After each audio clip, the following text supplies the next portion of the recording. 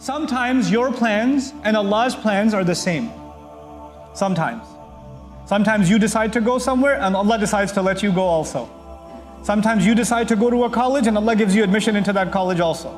You decide to graduate early and Allah lets you graduate early also. So things go according to your plan. All that means is your plan and Allah's plan was the same for that one thing.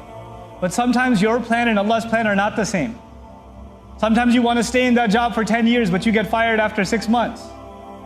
Sometimes you apply to this school and you had the best application but you still didn't get in, and people with a worse application than you got in.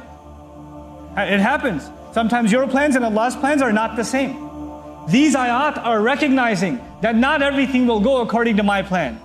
I will still have to make a plan. I will still have to put in the effort. But at the end of the day, it is Allah who will decide whether this plan will come through or not. This is وَذْكُرْ رَبَّكَ إِذَا نَسِيتَ.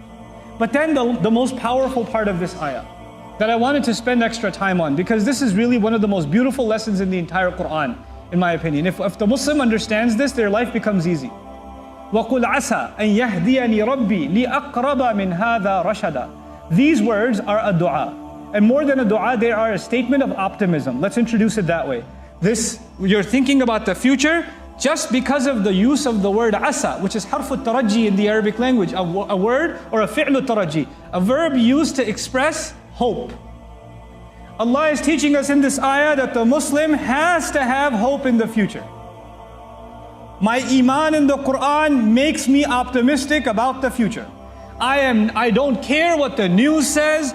I don't care what happened yesterday and the day before and the day before and the day before. I will not be among those Muslims who sit on a table and say the situation of the ummah keeps getting worse and worse and worse. Oh my God, things are only going to get much, much more terrible. And there's another tragedy coming, I guarantee you. Watch what happens. Oh, you think 9/11 was bad because it's the anniversary, right? You think 9/11 was bad? Oh my God, that was nothing. Watch what happens to the ummah now, and then watch what happens now. This attitude is directly against the ayah of this book. Just in the word asa. You're supposed to be full of optimism and hope that Allah will make things better for you, for the people around you, for humanity. You're supposed to have that attitude. And then he says that what should you say about your own future? Asa an yahdiyani rabbi. Perhaps my master will guide me. He'll give me guidance. What is the most optimistic thing you can have in your future? Everybody wants a better job, or better financial situation, or a better family situation, a better health situation. We want all of these things, but you know what? The most fundamental thing you and I need, more essential than the oxygen that we're breathing, is Allah's guidance. So once you have that, everything else will work out. When you don't have that, you can have everything else and you have nothing.